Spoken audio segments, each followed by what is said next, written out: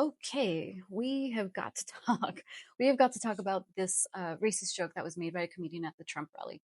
I first wanted to share two perspectives, one from a candidate that's on the island, and the other one from a award-winning Latina journalist that covers politics, because they both made really salient points here. These comments from this candidate leading in the polls in Puerto Rico. His name is Juan Dalmau. He released the following statement. This racist insult was made from a platform which discusses the vision of government of Donald Trump.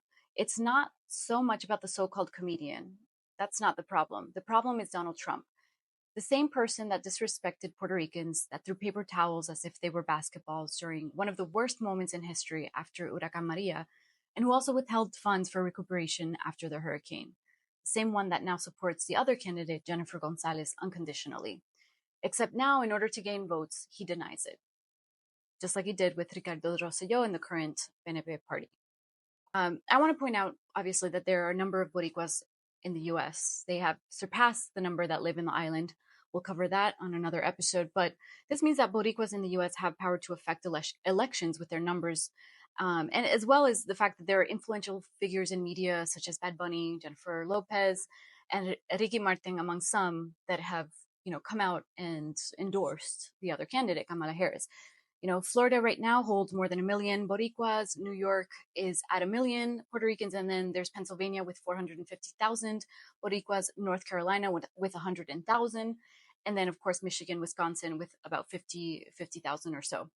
It's important for those that are not aware, Puerto Ricans on the island cannot vote for president. This is something that is a conversation that has been evolving, I feel, since Huracan Maria. It's a conversation that's been evolving because I do think that, after Huracan Maria, there's been a lot more conversation about Puerto Rico. There are some people that didn't know even that Puerto Rico was part of the United States. So I think it's a conversation that's important to understand. Just the fact that, the diaspora are voting based on their lives in the US, and this can have deep implications for Puerto Ricans that are living on the island and cannot vote for president. So that's something that I think we need to keep in mind. Puerto Ricans on the island can't show their power through voting. And so that means that Kamala Harris, cannot be held accountable except through perhaps the diaspora. We'll talk more about that.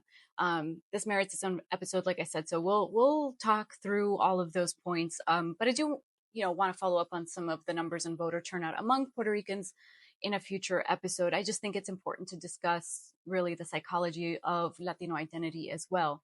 So really want to talk through this this comment by award-winning journalist and author Paula Ramos that says, in Trump's America, there is the real possibility that Latinos will always be considered basura. According to Cecilia Lacayo from UCLA's Chicano Studies Research Center, the white gaze will never fully accept Latinos as their equal. That's something I definitely learned growing up in the US. Dr. Lacayo calls this the perpetual inferiority theory, which underscores a tendency among some white people to see Latinos as a non-white racial group that passes down their deficient culture through generations, essentially making us unable to progress, adapt, or change. Paola also speaks about why so many Latinos don't see themselves in the racist comments that are made by Trump or any of his supporters. And this goes down to identity, is what she says. I completely agree. These comments and this form of just like glazing over, the racism and saying, they're not talking about me. I think it's a lot about assimilation and this intense and very often violent pressure that people feel to survive within, what feels like sometimes or a jail. There's, I think, a cognitive disconnect with their culture because a lot of Latinos that grow up, if you're raised from the point of you're a little boy, little girl, and you're raised in this environment that tells you that being Latino is seen as a bad thing, or there's something dirty, it's a dirty word, or that you don't want to associate. Even if you are part of that culture, you don't want to associate with it. So you end up associating a lot more with the dominant culture and, changing the way you look, changing the way you speak, code switching.